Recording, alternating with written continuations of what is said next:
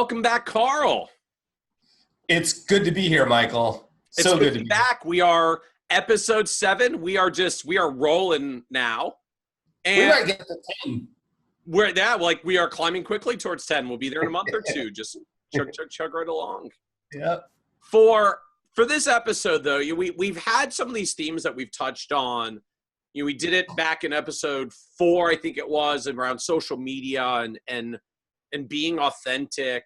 And this is something that I know has been a challenge for me over the years. I know you've got your own history with it. This balancing act I think of between being authentic, like I want to be my true self. I don't want to put on like a fake sheen. Like I want to be myself and who I am and talk about what I believe.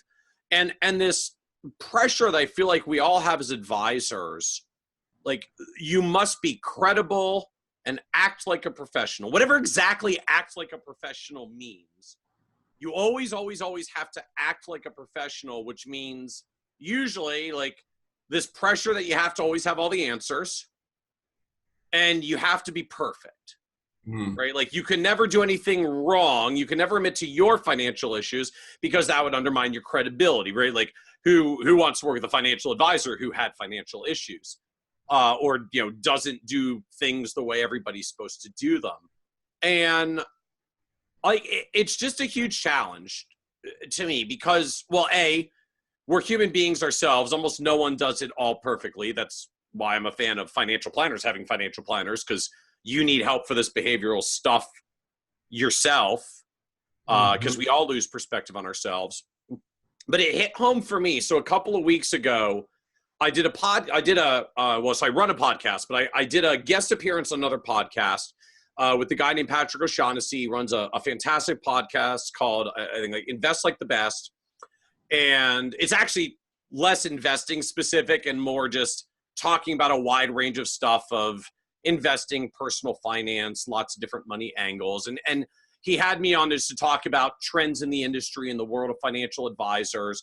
But he put this question out to his listeners that said, Michael Kitces is coming on. What do you want to ask him? And the number one question that came in was like, well, your podcast is Invest Like the Best. Like, how does Kitces invest his money? So, Patrick being the dutiful one asked me on the podcast, like, how is your money invested? And, funny thing, like, I don't do standard financial planning in our household finances. In terms of like what our investing looks like, the retirement dollars I have are primarily in a profit sharing plan with our advisory firm that gets managed by the firm. So like that's pretty standard, eat your own cooking. Like I do believe that, but that's a relatively small portion of assets for me. I keep a giant pile of cash, about 2 years of living expenses, way beyond, I guess, like standard 6 months, because at the end of the day, like I'm an entrepreneur and I'm not just an entrepreneur in one business. I'm an entrepreneur for multiple businesses who then also works as a self-employed speaker and consultant. Like you cannot pick a riskier composition of businesses. So we keep a really big emergency reserve. I think Susie Orman would be very proud of you. Yes, Susie would appreciate that. And then I don't contribute anything else to retirement accounts and savings accounts now. In fact, I stopped entirely about 5 years ago. And what? And the reason Are you allowed to do that? I know, right? So, and the reason is, at the end of the day, because I invest in myself and I invest in my businesses. And by sheer dollars, like the businesses are kind of the driver at this point. It's a little bit expensive running some startups, and particularly tech startups like we did when we built AdvicePay. But when I look at the dollars that drive from it at the end of the day, like, building businesses that are actually successful creates wealth that just orders of magnitude above, I'm going to get my dollars in my Roth IRA and try to grow them at 8% or 10% or whatever it is that the markets are going to deliver.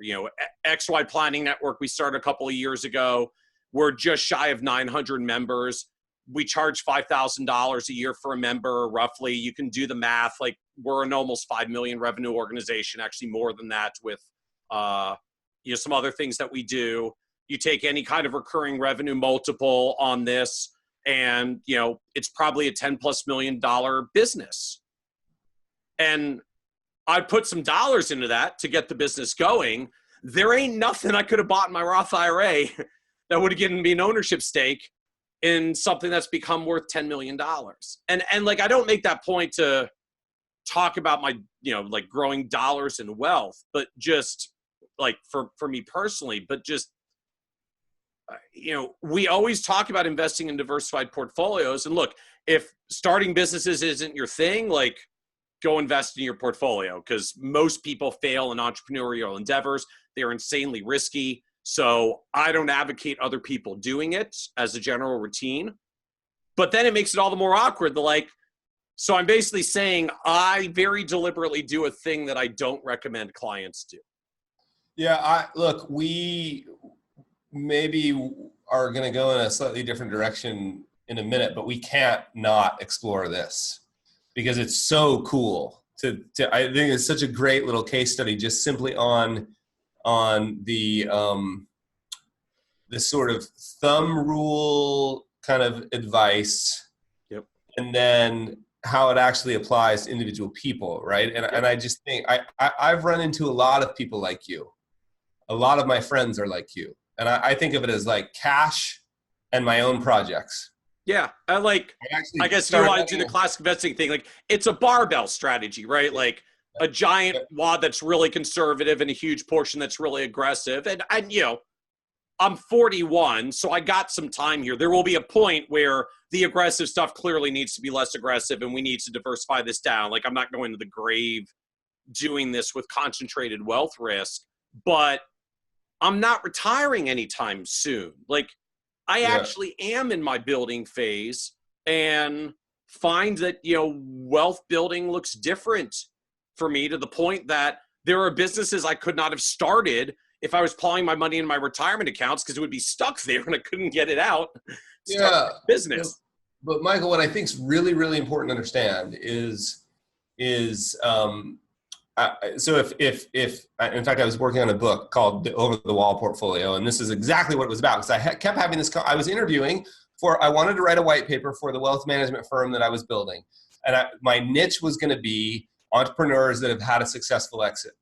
And I started interviewing them, and I kept hearing this exact story. Like, I got this pool of money. Some of them would describe it as, this is the money I promised my spouse I would never lose. Right? Someone would describe it as living. One of them called it his financial fortress. Like, it was this pool of money. I never want to see, remember, they've had a successful exit. I never want to see the eviction notice on the door, the foreclosure notice on the door again. I've already seen that once. I don't want to see it again.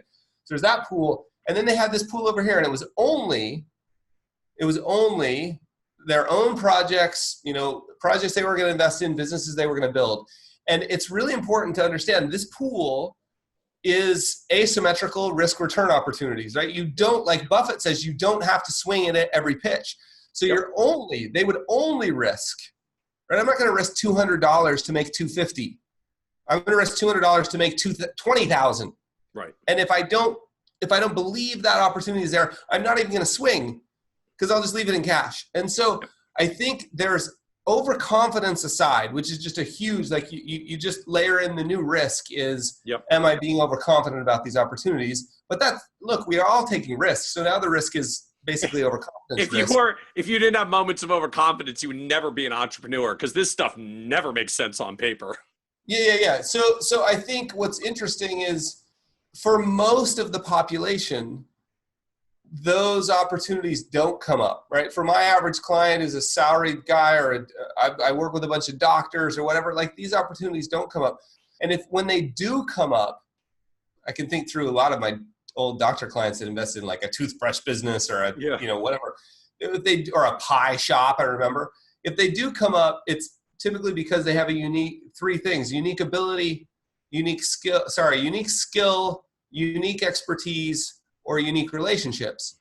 And to me, you just have shifted basically your risk to an overconfidence question. And that's a risk that you're managing, right? So it's really interesting to me, and maybe we need to, I could talk about this subject all day long. This is one of my favorite subjects of asymmetrical opportunities and how do you find them. But maybe we need to stay focused. And the focus is, okay, Michael. Have I just taken a shotgun and blown my foot off on credibility talking about how I don't save in retirement accounts? Well, yeah, and all of this was really just your little sort of kind, tricky way of asking me about my house. So, Carl, if you ever had a similar situation where you felt a challenge between the authenticity of your financial experiences and your credibility as a financial advisor, has this ever occurred in your life? No, actually, anything over 10 years old has not happened. And of course, that's relatively well documented, unfortunately. So for folks who joined the industry since the financial crisis and are not up to speed on the prior decade, can you give kind of the fill-in context here for people who want to get caught up? Yeah, so just go Google financial pro loses his house, and you'll see my editor at the New York Times talked me into writing this, and they turned it into the full front page of the business section, a picture of me staring at my house, the entire above the fold piece. It was 2,500 words, I think, and you need to go read it because the context really actually matters in this situation. But it was just the full, not the full, but a 2,500 word piece of how we lost our house in the sort of, housing bubble in Vegas, because we lived in Vegas at the time. And rather than getting into all the details there, let's just dive into the aftermath, which I think is really, there's two things that I think are important. One, you said in the beginning, we have to know everything. And two, we have to, you use the word perfect, right? We have to sort of behave financially like pristine. Yep. And I think the first one, we have to know everything. That one to me is just a complete sort of cultural relic of what we thought it meant to be a financial advisor. We think defending outdated maps, right? And that instead of being a guide in a changing landscape, and I think the most powerful, I believe, the most powerful sort of, one of the most powerful statements we can make as an advisor is, I don't know. But you know what? Let me find out. Right? And I don't know why we're so scared of that. Because I've watched advisors make stuff up, flat out make stuff up, because they were so scared of saying, I don't know. So that's the first one. On the second one, in terms of behavior, it was such an interesting experience to go through that, because it was, we weren't quite as woke as we all are now. We weren't quite as sort of sensitive as we all are now. And there were some very, very insensitive experiences that I went through as a result of that. People really mad inside the profession at me. Inside the profession?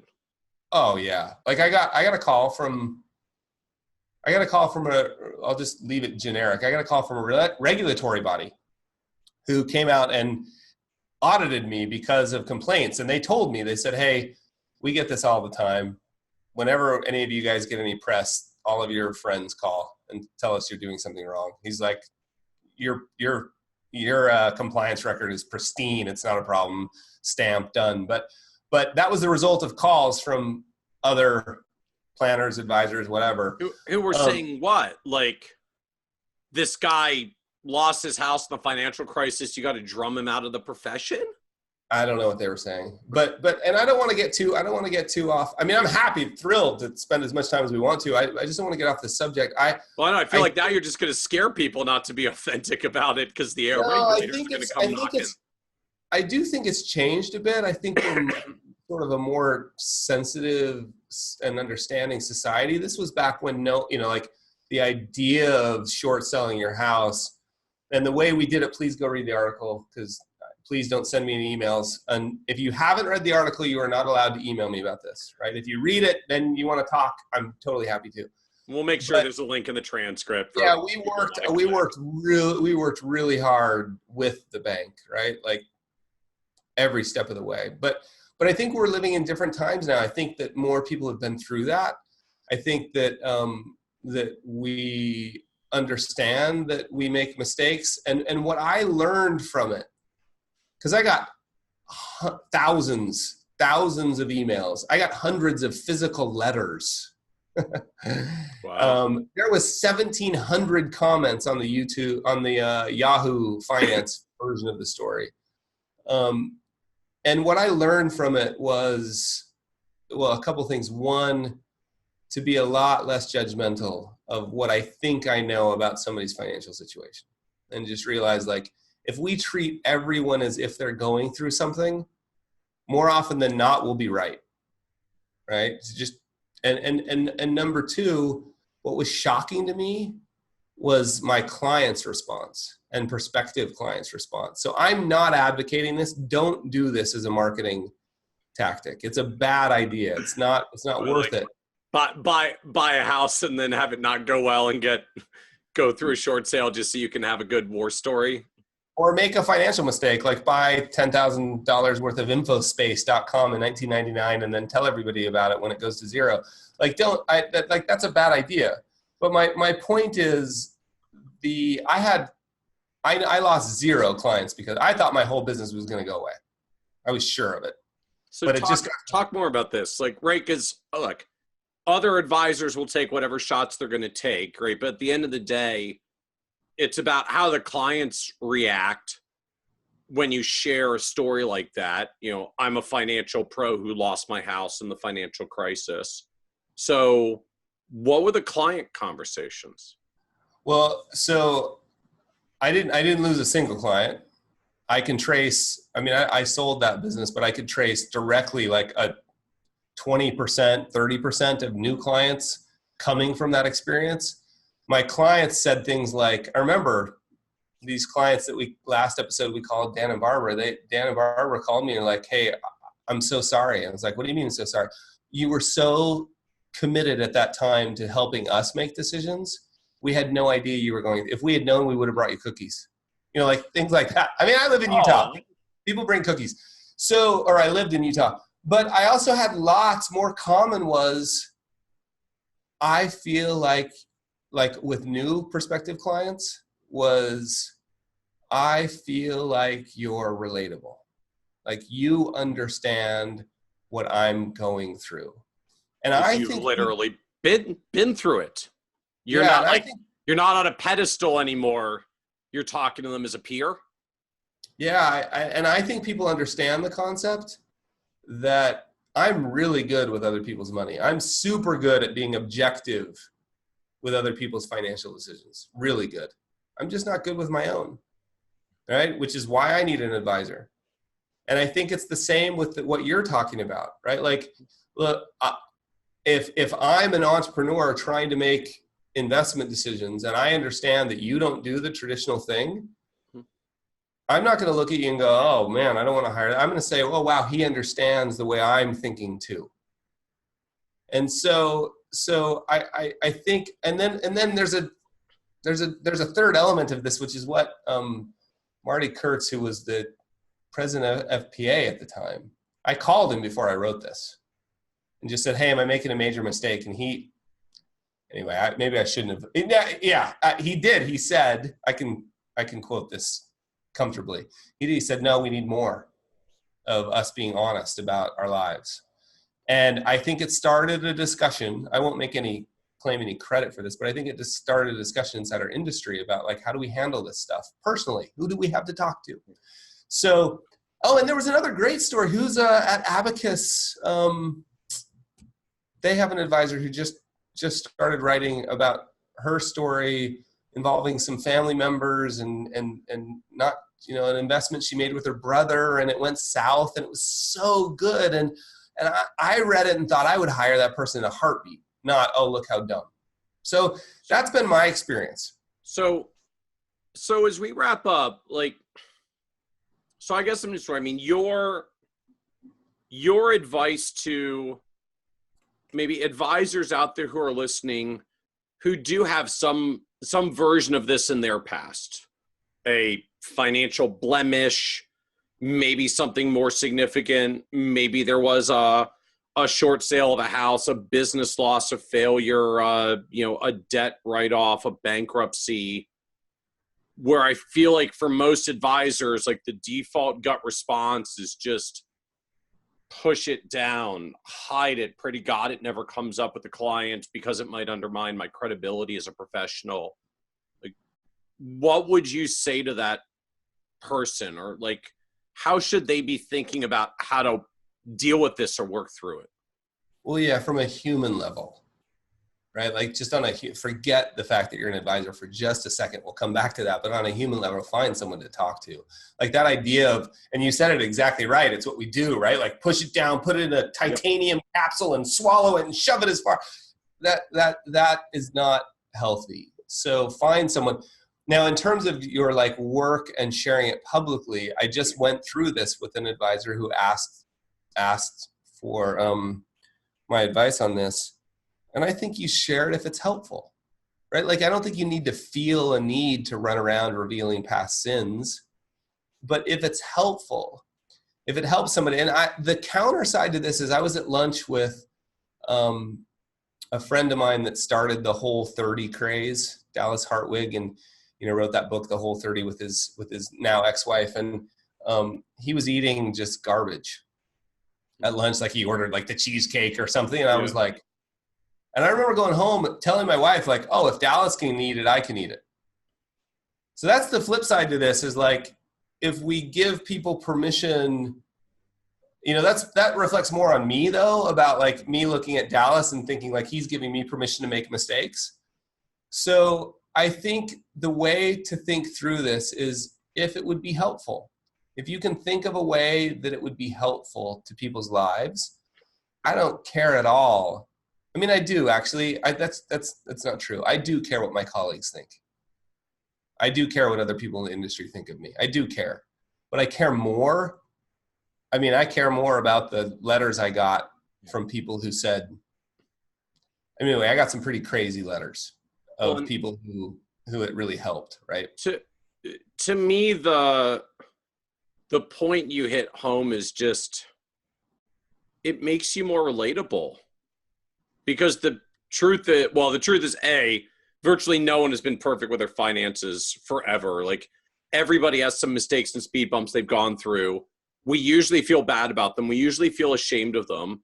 We often get really nervous about feeling judged about them. And going into an advisor's office when the advisor's up on the pedestal of perfection just makes it feel worse as a client, I think, to confess your financial sins. And going into someone who's got their own financial sins, their own financial mistakes, like it just makes the conversation, I think, easier for the client.